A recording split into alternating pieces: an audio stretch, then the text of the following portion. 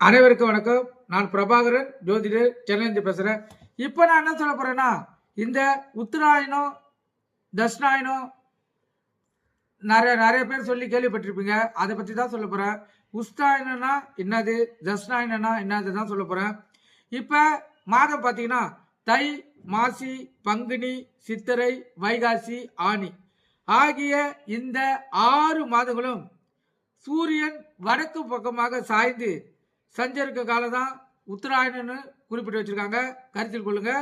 அதே போல ஆடி, ஆவணி, புரட்டாசி, ஐப்பசி, கார்த்திகை, மார்கழி ஆகிய இந்த 6 மாத காலத்துக்கு சூரியன் தெற்கு பக்கமாக சாய்ந்து சஞ்சரிக்க காலம் தான் தட்சிணாயன காலம்னு முன்னோர்களும் நூலில் அதான் குறிப்பிட்டு வச்சிருக்காங்க, கருத்தில் கொள்ளுங்க.